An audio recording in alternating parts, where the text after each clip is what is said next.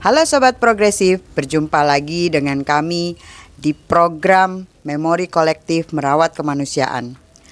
Program kolektif ini adalah program yang membahas tentang isu-isu sosial kemanusiaan masa lalu yang bisa kita jadikan pembelajaran untuk kehidupan yang lebih baik di masa sekarang dan masa yang akan datang. Saya Erna Andriani dan Dandi Kaca Sungkana. Teman-teman semua, Sobat Progresif, kali ini kita akan langsung saja ya, kita akan bahas tentang atau ngobrol-ngobrol santai saja lah tentang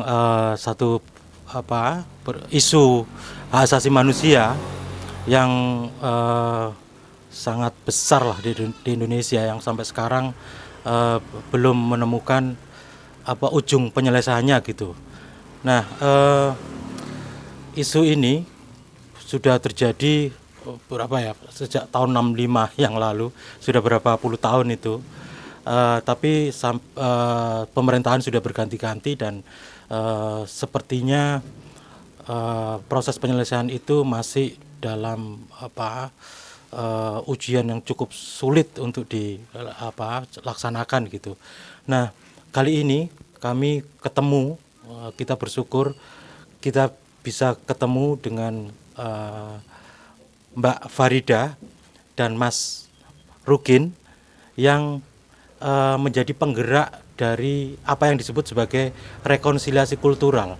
Nah, saya mau sedikit memberi prolog gitu, bahwa pada tahun 2000 ketika Presiden kita dijabat oleh Kiai Haji Abdurrahman Wahid atau Gus Dur, itu ada statement atau pernyataan yang menghentak publik gitu.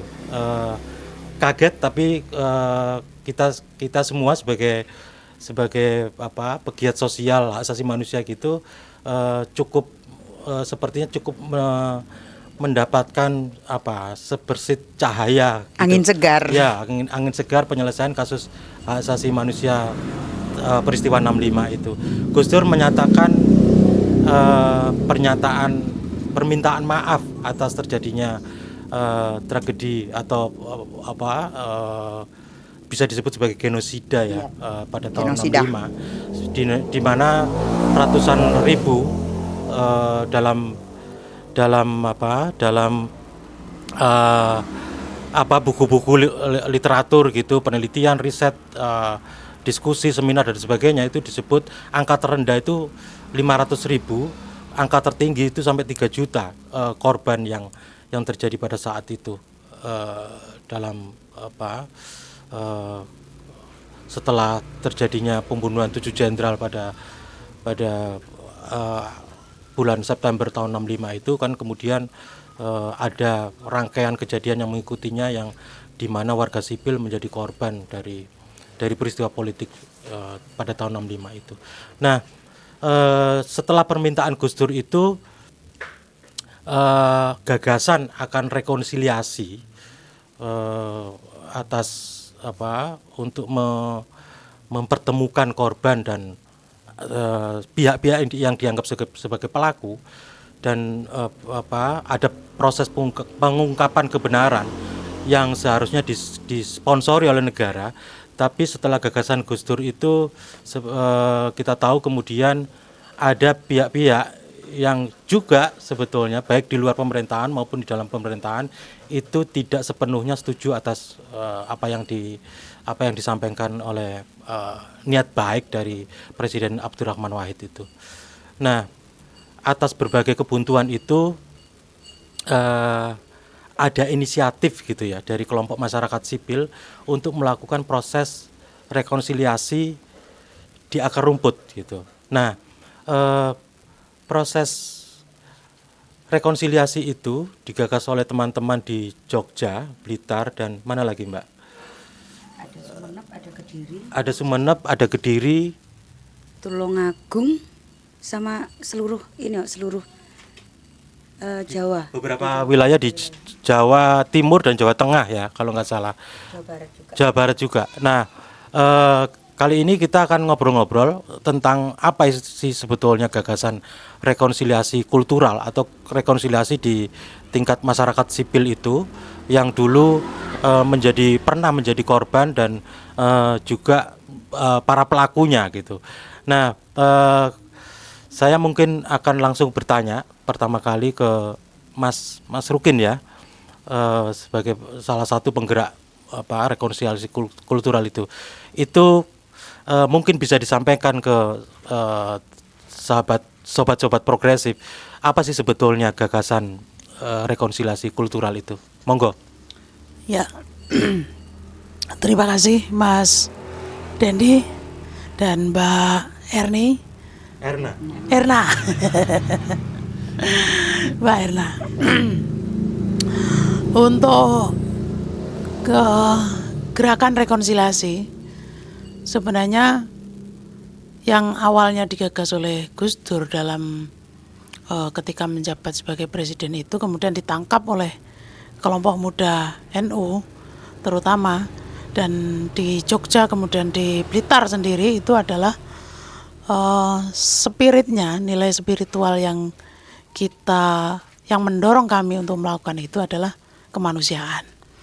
Jadi sebagaimana juga Gus Dur menyampaikan dalam pemikirannya, kemudian dalam gerakan-gerakannya itu adalah memanusiakan manusia itu menjadi hal yang paling utama di dunia ini.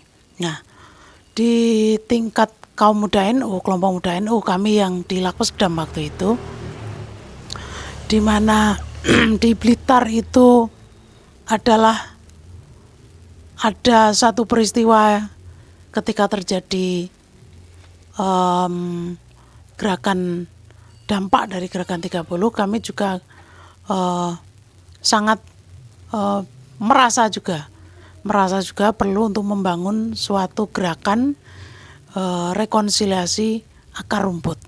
Kalau teman-teman kemarin di Sumeneb dan lain-lain Jawa Timur itu lebih menyampaikan gerakan akar rumput Fatimah katanya gitu. Akar rumput Fatimah. Apa artinya? Itu guyonan kita teman-teman. Karena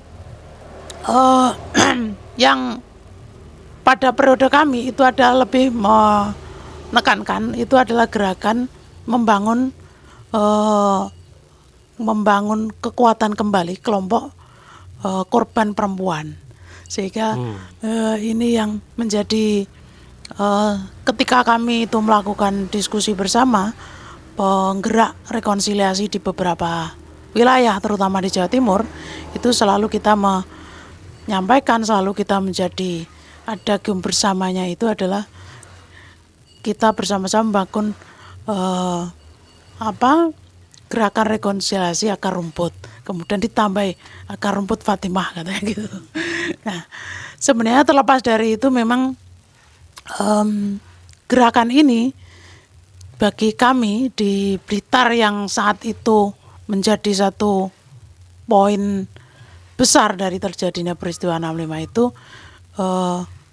memang bagi kelompok muda menjadi tantangan dan sekaligus menjadi harapan besar sebenarnya, bahwa memang tadi disampaikan dari Mbak Era kaitannya dengan bagaimana mewujudkan kehidupan yang lebih baik. Nah, tentu ini menjadi bagian yang tak terpisahkan dan menjadi langkah awal mungkin walaupun itu kecil kami melakukan gerakan rekonsiliasi itu. Ya, Mas Rukin, tadi saya menangkap ada pernyataan di penjelasan Mas Rukin tadi bahwa gerakan rekonsiliasi kultural ini dilakukan di akar rumput. Ya, kemudian akar rumput itu ditambahi lagi dengan akar rumput Fatimah. Tadi saya sempat mendengar pernyataan Mas Rukin bahwa gerakan ini awal mulanya itu untuk teman-teman korban penyintas perempuan ya. Kalau sebelum tadi kan ada pernyataan itu. Nah, apakah ada kaitannya dengan bukan kaitan tapi kenapa saat itu kok memutuskan perempuan saja, tapi lalu kemudian di proses perjalanan Berkembang. yang terjadi adalah bukan hanya kawan-kawan perempuan, tapi lalu merangkul, mengajak seluruh Kebalik gitu. korban. Gimana Mbak Farida Yang ceritanya? pertama justru bukan, kalau yang pertama itu justru malah pokoknya korban 65 itu kita dampingi lah, baru di perjalanan itu baru kita konsennya, karena yang banyak bergabung itu ternyata para bapak-bapak toh, yang perempuan itu hanya Puput Maina ya sama Bupat pada waktu itu. Nah, makanya yang kesekian tahun belakangan itu fokus di perempuan. Ya, saya nambahkan aja.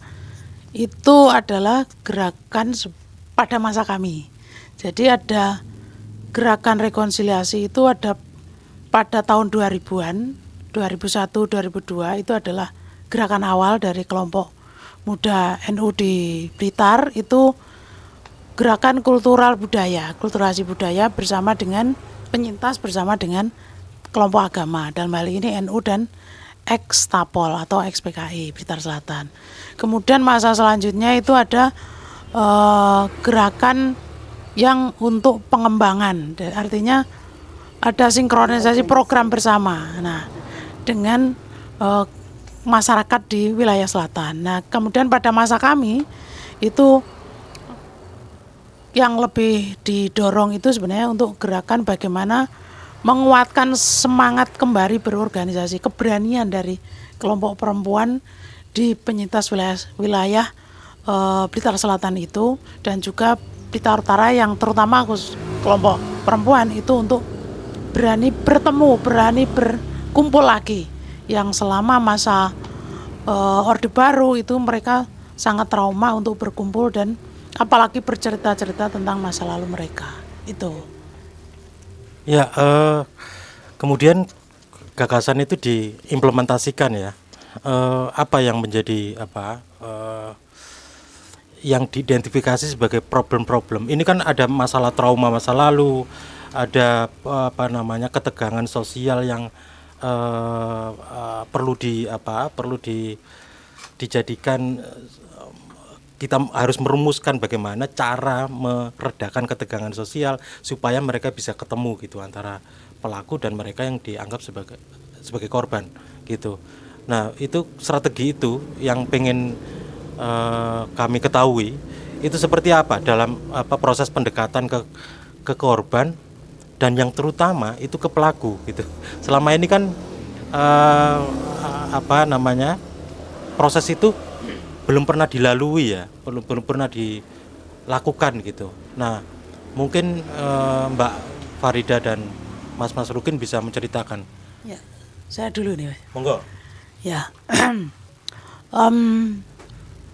peristiwa 65 itu kami melihat dari perspektif kami, itu adalah kami yang mungkin dalam tanda kutip dianggap pelaku dari kalangan NU, kemudian ada satu pihak di kalangan masyarakat Blitar Selatan yang dalam tanda kutip juga itu dianggap menjadi bagian dari PKI. Nah, kami memaknai kedua-duanya itu dalam situasi itu adalah sebagai korban. Ya. Kita sama-sama korban. Jadi ketika kami menyampaikan ketika kami berkomunikasi, ketika kami menyampaikan kepada para penyintas atau para tokoh-tokoh Blitar Selatan waktu itu, kami ya selalu menyatakan bahwa dalam sejarah 65-68 itu adalah posisi kami itu sebenarnya adalah diadu. Artinya ini adalah kami sama-sama adalah korban. Sehingga ketika kami melakukan program, ketika kami melakukan kegiatan bersama untuk saling memaafkan, itu adalah bisa ketemu ketika adalah kami memposisikan diri sebagai korban. Nah, itu karena sekali lagi kemudian dipahami oleh para bapak-bapak dan tokoh wilayah Blitar Selatan itu, sehingga komunikasi berlanjut dan bisa bertemu dan saling merasa legowo gitu, paling lega gitu di antara kami dan mereka gitu. Itu yang mendasari bahwa gerakan rekonsiliasi kultural ini adalah antara kami warga dan juga masyarakat. Jadi tanpa melibatkan struktur negara gitu. Oh. Ya. Mbak Farid, Mas Rukin, saya melihatkan bahwa peristiwa 6568 terutama yang terjadi di Blitar Selatan ini kan cukup menegangkan ya. Ada proses-proses yang mungkin tidak bisa diterima oleh sebagian besar mereka yang mengalami ya, baik itu korban maupun dalam tanda kutip yang dikatakan pelaku itu, karena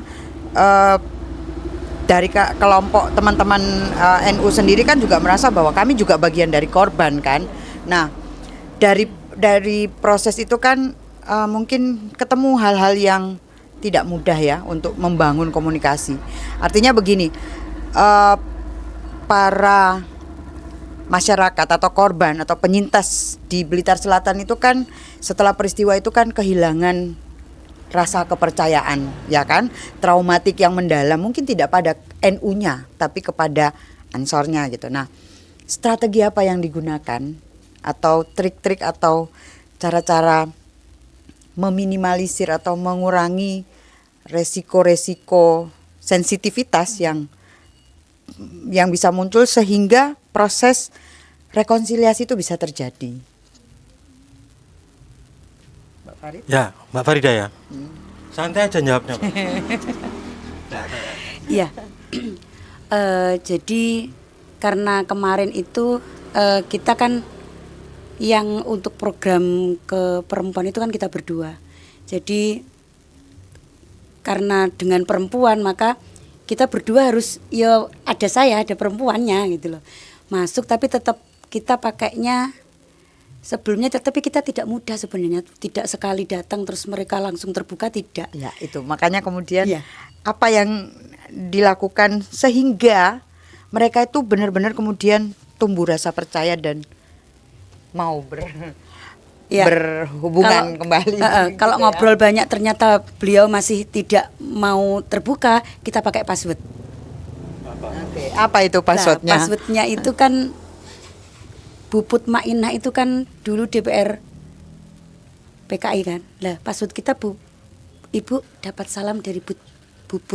Sudah setelah itu baru bisa ngobrol, tapi juga tidak serta-merta langsung terbuka ya. Itu kita tidak butuh waktu beberapa kali pertemuan sehingga kita bisa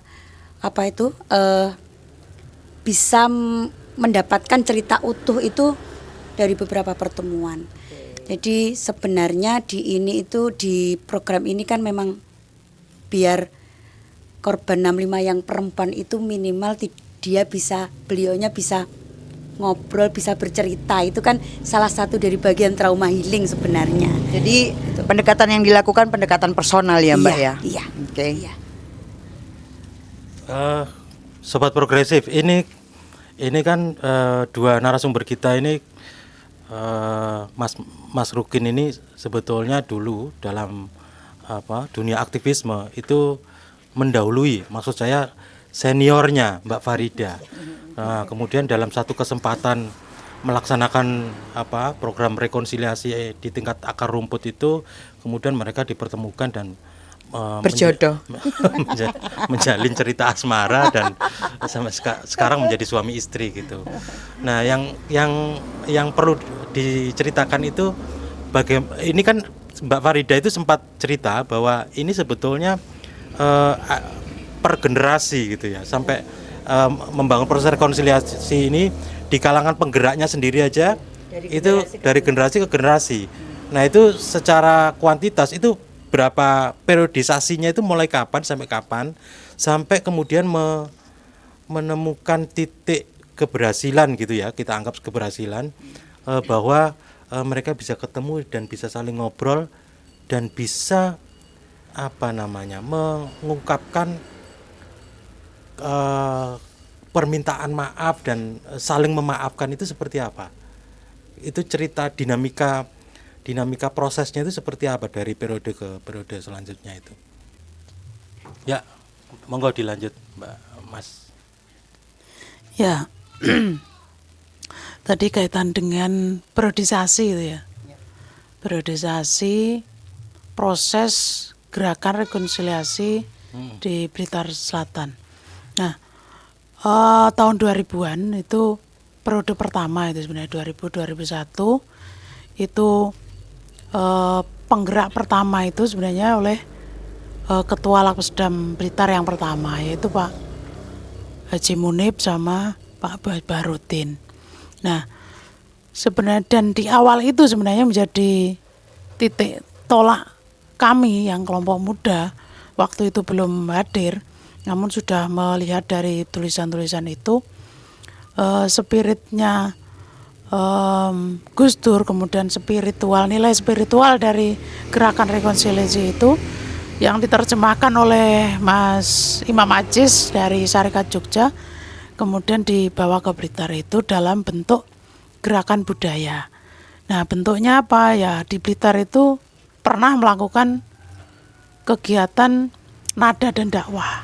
Kalau dulu juga pernah tren di beberapa stasiun TV ada nada dan dakwah, itu ada penampilan dari kelompok bapak-bapak mantan atau ekstapol itu dalam bentuk budaya, yaitu ketoprak, glodrok di Blitar Selatan, di Bakung itu, di museum itu.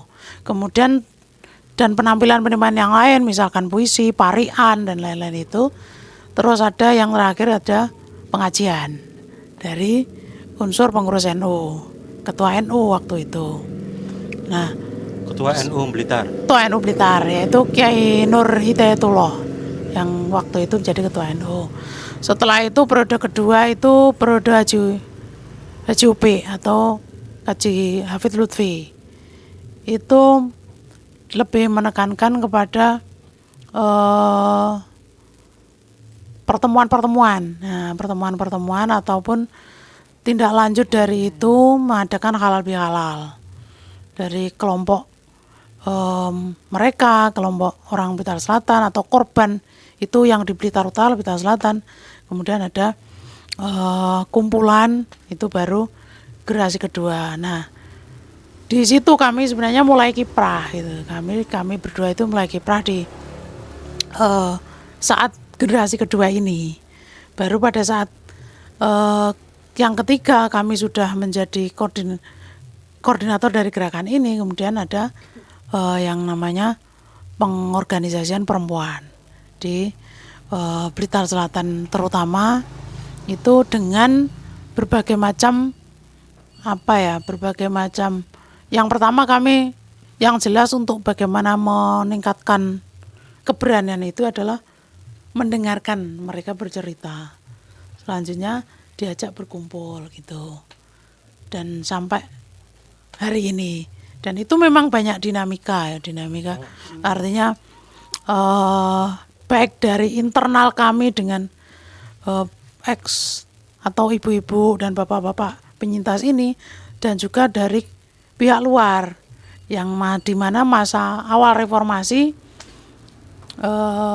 kelompok-kelompok ini masih merasa bahwa setiap kali ada event, setiap kali ada pertemuan itu harus izin, mereka harus diberitahu, mereka harus hadir, mereka harus menyampaikan sesuatu gitu kan.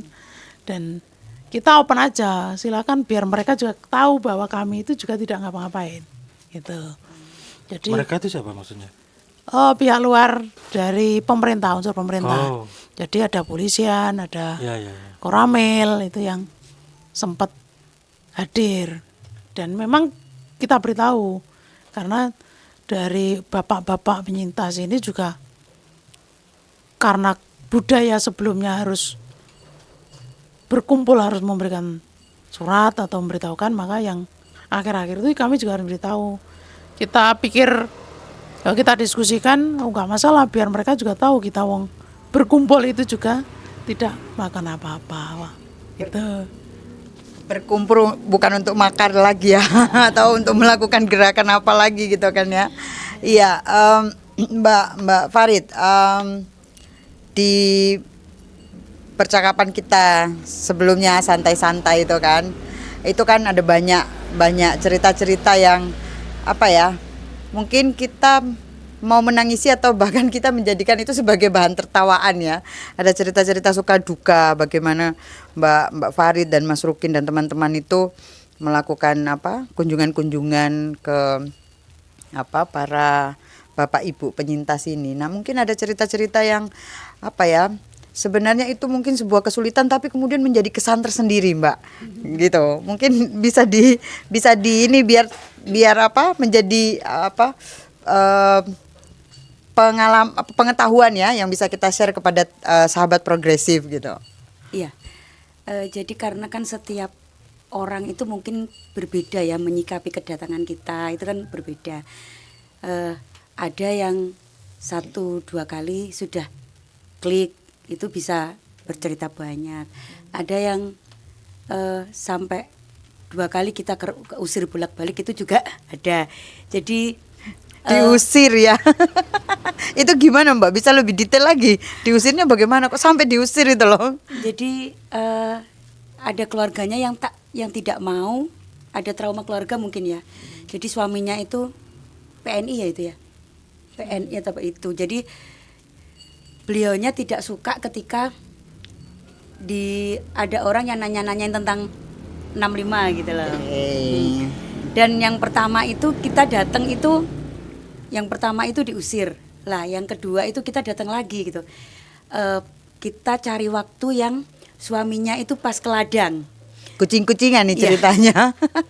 Lah ternyata kita ceritanya masih sekitar setengah, belum nyampe 1 jam, belum selesai lah, belum menemukan sesuatu. Suaminya datang, sudah kita langsung lari ke birit-birit. Karena beliaunya itu yang suaminya itu pulang dari kerja kan Pak itu bawa cangkul kan. Ya kalau kita nggak diapa-apain, kalau diapa-apain aduh. Kayak gitu. Itu mungkin, kalau Mas Rukin ada hal-hal yang ini nggak yang mungkin orang berpikir itu krusial atau apa gitu ya, tapi Mas Rukin merasa jadi cerita lucu ini sebenarnya ya dalam proses berdinamika dengan para orang tua penyintas ini. Ya, sebenarnya bukan sesuatu yang ini hal-hal yang memang agak lain gitu. Jadi ketika Farid ini mau berkomunikasi dengan para perempuan, ketika kita bersama-sama wawancara, mau mendengar beliau itu ngobrol gitu, memang ada pada saat tertentu saya harus keluar ruangan itu karena ada sesuatu yang perlu diungkapkan dengan sesama perempuan dan saya harus segera respon. Ketika itu saya harus keluar gitu, walaupun saat transkrip saya juga tetap tahu gitu karena ada beberapa yang tetap harus muncul gitu. Nah selain itu memang kalau yang sejauh yang saya rasakan sama beliau itu ya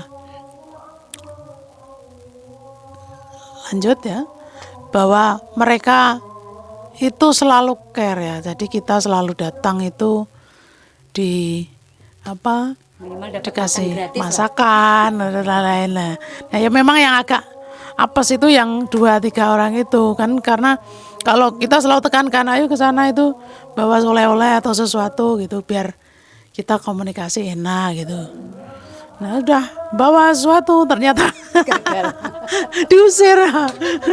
Mau minta lagi nggak enak ini. Tiwa sudah ngasih ya gitu. Kita mahasiswa itu kasihan. Ya, itu hal-hal yang menjadi kesan aja bagi kami ketika bertemu dengan bapak-bapak, ibu-ibu. Ya Mas Rukin, mungkin yang perlu diketahui oleh sobat progresif ya dari proses yang Mbak Mbak Mas Rukin dan Mbak Farid jalani itu dalam program rekonsiliasi itu adalah ada kegiatan-kegiatan yang melibatkan kedua belah pihak ya. Salah satunya tadi yang Mas Rukin sebutkan adalah nada dan dakwah ya, mengawinkan. Ini sangat menarik karena mengawinkan. Judulnya aja menarik. Iya, Dan dakwah. Betul, mengawinkan dua budaya atau kebiasaan-kebiasaan yang terbangun kan di antara keduanya ini. Nah, saat program nada dan dakwah itu berlangsung, itu bagaimana respon dari teman-teman NU, terutama teman-teman Ansor di Blitar, dan mungkin teman-teman secara umum atau masyarakat umum, anak keturunan keluarga besar para korban yang ada di Blitar Selatan. Mungkin bisa diceritakan, Mas. Kegiatan bersama nada dan dakwah itu sebenarnya itu kan mengadopsi dulu kan, ada pedangdut yang bersinergi almarhum Zainuddin MZ itu. Dulu kan pernah ada itu konser-konser itu ya. Nah, namun musiknya kan beda. Jadi kalau waktu itu Lakpusdam itu membuat konsep nada dan dakwah itu adalah keseniannya adalah ludruk dan pementasan para bapak-bapak itu. Kemudian ada dakwahnya itu dari Ketua NU waktu itu. Nah, Lakpusdam memang melibatkan masyarakat secara umum dalam konteks ini adalah kegiatan namanya rekonsiliasi kultural, itu adalah membangun ketidakadanya perbedaan kemudian bersama-sama untuk menikmati itu. Nah, di sini kami memang tidak melibatkan Banom. Jadi Lakpusdam hanya bersama dengan Ketua NU dan beberapa tokoh di Blitar Selatan dan masyarakat umum, sehingga masyarakat itu tidak melihat itu NU itu ekstapol, tidak, tapi ini adalah hiburan dan ini adalah dakwah. Tidak ada sekat. Tidak ada, dan mereka juga tidak tahu bahwa ini ekstapol, ini enggak, tapi ini adalah hiburan bersama, ini adalah ada dakwah bersama yang berjalan, yang itu bisa saling merasa waktu itu kan memang kondisi pasca reformasi barusan itu kan masih konteks keagamaan di dalam tanda petik di wilayah Bakong itu kan masih agak masih kurang itu, sehingga satu sisi dakwah itu menjadi konten, menjadi muatan kepada menguntungkan bagi NU yang itu juga merasa bahwa masyarakat itu perlu didakwahi. Nah, satu sisi hiburan itu ada ketoprak, ada ludruk yang itu mereka yang sudah terbiasa dengan kegiatan atau dengan hiburan-hiburan itu. Jadi itu. Menarik ya Mas Dandi ya, hiburan rakyat diisi dengan sesuatu yang istilahnya bisa bikin adem mungkin ya. Setelah untuk sekarang kolaboratif. Iya, kolaborasi yang keren. Nah, mungkin ini ya Mas ya. Apa Mas, tantangan kali ya? Iya, gini, kan kerja teman-teman ini, Mas Rukin dan Mbak Farida dan teman-teman lainnya di Blitar ini, terutama Blitar Selatan ya, itu kan kerja yang nggak mudah sebetulnya ya, karena yang dihadapi itu masyarakat penyintas yang usianya itu sudah lanjut gitu. Jadi ada soal waktu yang berkejaran gitu untuk menemukan satu titik bagaimana sebetulnya kita bisa memecahkan satu kebuntuan sosial puluhan tahun. Ada segregasi yang akut gitu ya, yang dan cukup panjang sekali. Nah itu sementara para pihak yang terlibat dalam satu peristiwa itu sudah termakan usia gitu. Nah Mas Rukin dan Mbak Farida ini kan penggerak yang masih muda gitu, ada kesenjangan usia juga untuk berkomunikasi dengan para penyintas. Nah, itu bagaimana menyiasati atau merumuskan strategi supaya ini bisa berkejaran waktunya ini bisa menghasilkan sesuatu yang bisa memecah kebuntuan atau membuka sekat-sekat sosial itu supaya mereka bisa berbaur sebagai satu masyarakat yang layak untuk berkomunikasi, berrelasi secara sosial yang lebih manusiawi gitu. Gimana Mbak Farid? Jadi kalau yang untuk ibu-ibu itu kan belum sampai di yang kita fokus yang akhir itu kan memang fokus di penyintas yang ibu-ibu ya, yang perempuan. Jadi kami kemarin hanya pertemuan seperti halal bihalal itu, tapi memang hanya lokal dari ibu-ibu saja.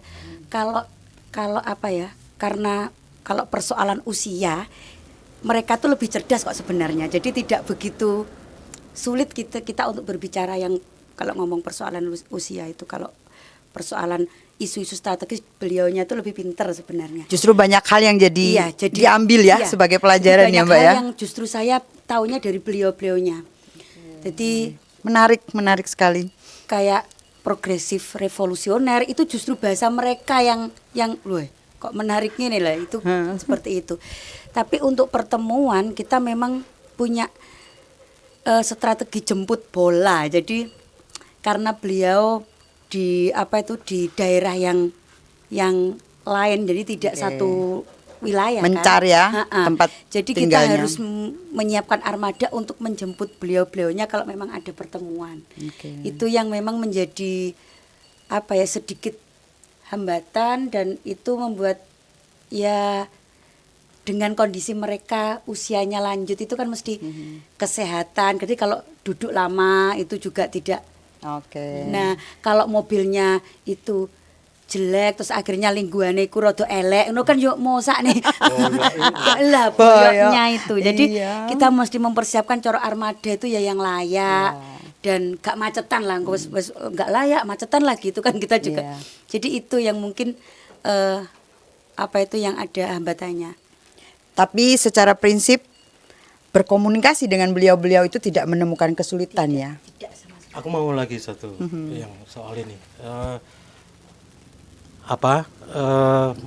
Mbak Farid ini kan di samping sebagai penggerak tapi juga tidak hanya berhubungan dengan secara eksternal dengan para penyintas itu ya, tapi juga di dalam keluarganya itu. Itu dia. Ini yang penting nih. Tadi ngobrol-ngobrol sebelum rekaman ini itu Mbak Farid menceritakan bahwa sempat terjadi satu semacam ketegangan gitu ya antara hubungan anak dengan bapak gitu, karena Mbak Farid terlibat aktif dalam proses rekonsiliasi akar rumput ini. Nah itu bisa diceritakan sebetulnya ada masalah apa di dalam hubungan bapak antara Mbak Farid dengan ayah, kaitannya dengan program rekonsiliasi kultural ini. Monggo. Karena sejarah dari kecil itu kan apalagi ditambah cerita ayah bapak ya, jadi memang PKI itu kan bahasanya adalah pemberontak yang patut dibumi hanguskan kan gitu kan, dengan ditambah cerita bapak. Jadi di sini tuh sudah frame-nya itu sudah ada bahwa PKI sama dengan salah. Nah di proses rekonsiliasi ini, jadi saya setahun 2 tahun masih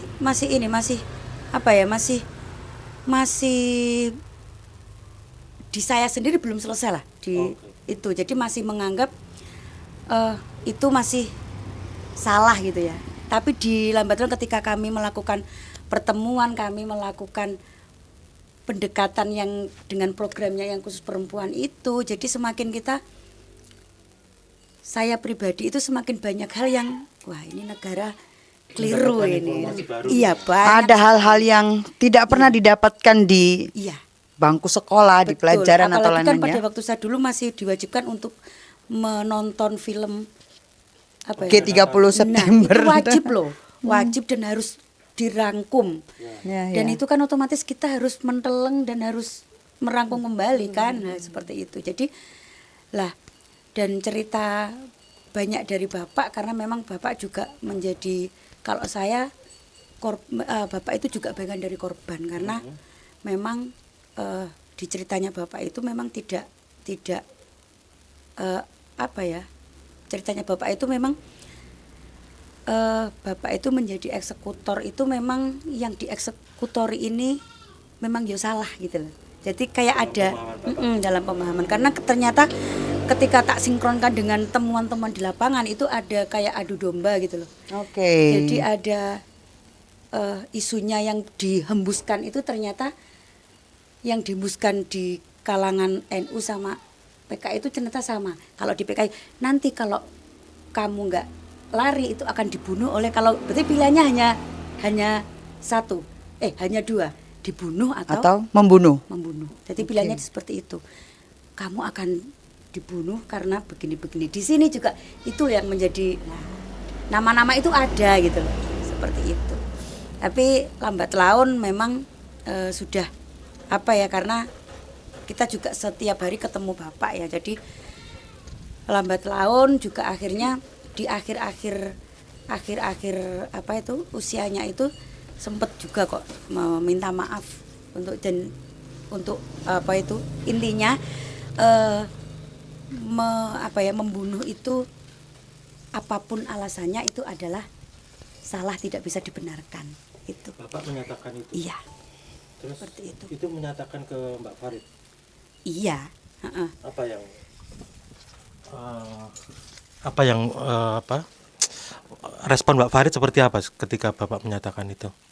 Ya apa ya, intinya kan kalau kita yang direkonsiliasi itu kan kita tidak usah memandang kesalahan yang lalu, tetapi bagaimana memaafkan ini sekarang sudah kita saling memaafkan gitu loh, karena kita sama-sama korban, saling memaafkan biar kehidupan yang akan datang itu tidak menjadi dendam yang berwariskan gitu kan, seperti itu.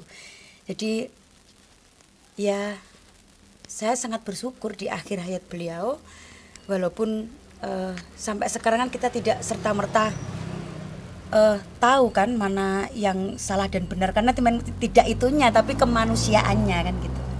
Ya, ini menarik. Aku mau nyambung lagi ya. Jadi tadi kan itu dialog yang sangat menurutku ini sangat menyentuh gitu antara bapak dengan anak gitu. Nah, ada pernyataan Mbak Farid tadi yang kemudian dari seluruh proses yang dilakukan dalam program rekonsiliasi itu ada satu kata kunci yang cukup bermakna dan harus ditemukan jawabannya sebetulnya menurutku, bahwa dua-duanya itu sebetulnya korban di tingkat masyarakat gitu ya. Ada ex-Tapol yang menjadi korban, para anggota dan simpatisan, para anggota PKI dan simpatisan Bung Karno. Ada juga dari pihak yang dari tadi kita sebut sebagai Ansor gitu ya. Itu yang sebetulnya juga menjadi korban menurut Mbak Farid dan Mas Rukin. Nah, pelajaran di balik bahwa sebetulnya semua itu jadi korban, satu peristiwa itu kan pasti kalau ada korban ada pelaku gitu. Nah, pelajaran apa yang bisa diambil dari situ yang menurut Mbak Farid atau Mas Rukin itu sebetulnya pelakunya itu siapa dari kesemua peristiwa yang sudah terjadi ini? Ya, saya aja yang menjawab ya. Ya, dari perspektif kami memang dalam peristiwa itu, berita 6568 itu kita melihat sejarah ya, membaca sejarah. Ada pihak kalau kita mengamini apa yang disampaikan Gus Dur bahwa atas nama negara beliau minta maaf, maka kalau saya boleh menyebut bahwa ada korban, kami adalah korban, dan ada pelaku. Dalam hal ini adalah satu pihak yang kemudian juga dianggap bagi kami merasa bersalah terkait terjadinya konflik, yaitu negara. Nah, siapakah yang sebenarnya bagian dari negara itu? Ini yang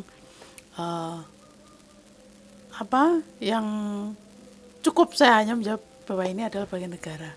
Kalau hari ini, kalau sekarang saya menyebut itu adalah institusi ini karena ini rezimnya ada rezim mereka ini, saya juga khawatir kena cangkul lagi. Nanti dicangkul lagi. Iya, seperti itu. Kalau Mbak Farid gimana? Tadi Mas Rukin, ya negara lah. Negara itu kan ada institusi. Negara yang paling bertanggung jawab itu siapa gitu. Tapi kalau dalam benak Mbak Farid itu, negara itu sebetulnya siapa sih yang seharusnya paling bertanggung jawab atas peristiwa ini? Nah, sama juga. Kita nggak bisa Nggak bisa menunjuk. nggak bisa menunjuk orang hidung. Iya. Nah, karena juga Bapak bercerita itu kan dia catatan itu kan, makanya catatan itu juga dari pihak negara sebenarnya, bahwa ini loh, dari siapanya itu sampai sekarang juga Bapak itu juga nggak ngerti. Lah itu catatan dari siapa? Lah yang dari Catatan pihak itu maksudnya catatan apa? siapa yang harus dibunuh? Oke, jadi seperti daftar nama yang Iya. diberikan untuk Iya. dieksekusi ya. Tapi bahwa yang memberikan siapa itu juga tetap menjadi misteri Sampai ya. sekarang ya hingga jadi Bapak misteri. tutup usia. Iya. Dan itu juga dari pihak 65 juga seperti itu ya Mas ya. Jadi juga itu ada catatan, ternyata nyambung gitu loh antara ceritanya Bapak sama teman-teman 65 itu nyambung gitu. Semua ternyata ada catatan. Terus catatannya dari siapa? Kan nggak mungkin terus moro-moro ujuk-ujuk ada catatan. Ini kan aneh. Jadi kayak gitu. Oke, sebetulnya Sobat Progresif, sebetulnya peristiwa 65 ini secara yuridis gitu sudah dilakukan proses penyelidikan oleh institusi negara yang bernama Komisi Nasional Hak Asasi Manusia pada pertengahan tahun 2000-an kalau tidak salah. Nah, di situ sudah dihasilkan satu proses penyelidikan pro justisia yang di sana dalam ringkasan hasil penyelidikannya itu disebutkan beberapa institusi, tapi tentu saja karena itu dokumen negara tidak bisa dipublikasikan.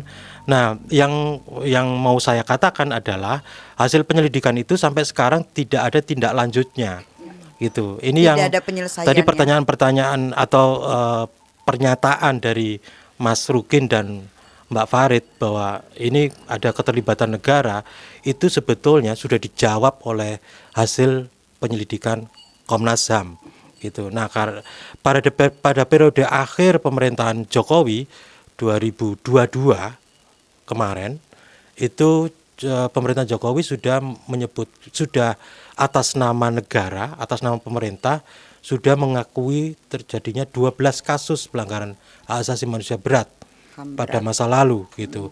Salah satunya adalah peristiwa 65. Nah, tetapi pengakuan itu sampai sekarang tidak ada tindak lanjutnya juga. Itu kan pengakuan itu dalam bentuk bersifat politis ya.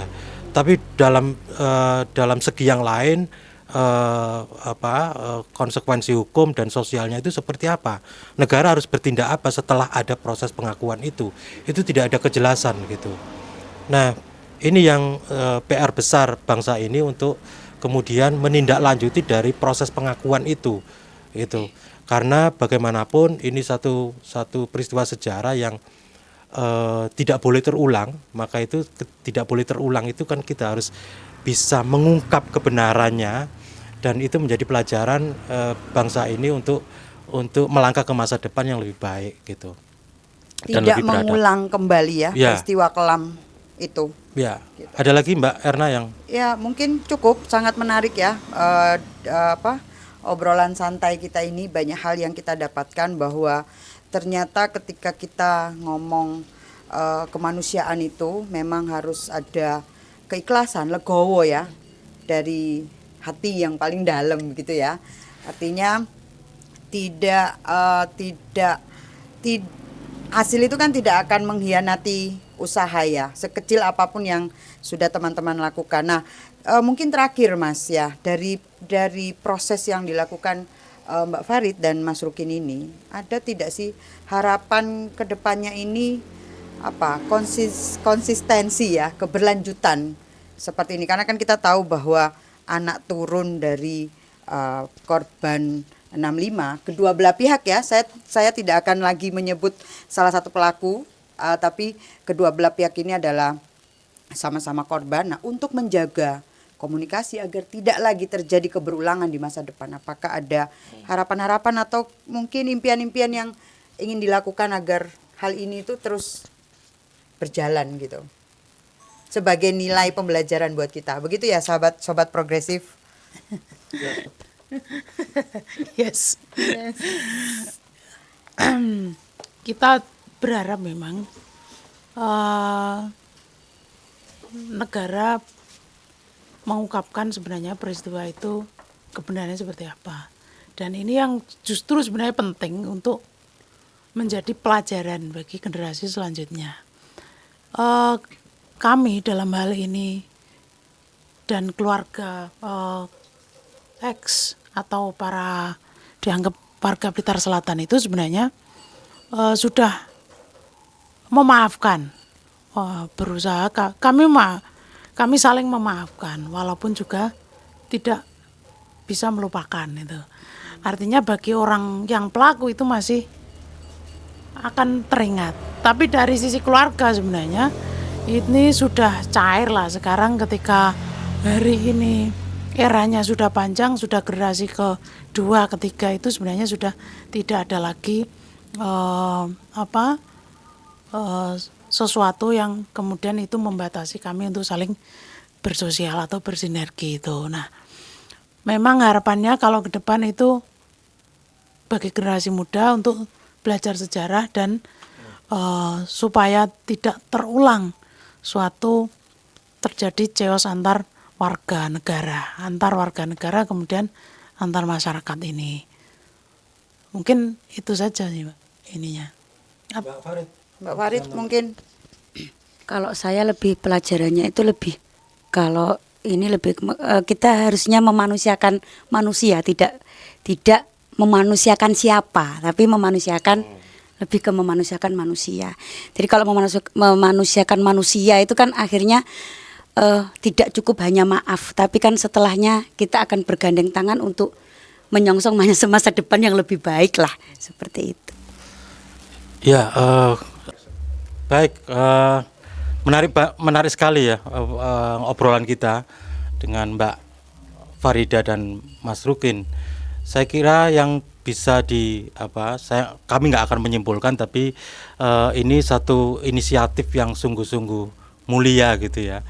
Dan di tengah tadi di pembukaan aku sudah uraikan bahwa di tengah berbagai kesulitan, kendala, kebuntuan secara politik maupun sosial, itu ada sekelompok anak muda yang melakukan inisiatif sosial untuk melakukan sesuatu gitu.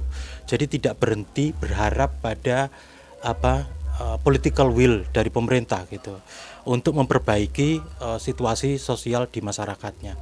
Nah, aku kira inisiatif-inisiatif semacam ini yang dilakukan kawan-kawan muda dari NU, Lakpesdam dan lain-lain sebetulnya itu bisa berkembang di mana-mana, di banyak tempat, di banyak komunitas, di banyak orang, baik anak muda maupun juga generasi kita sekarang, itu supaya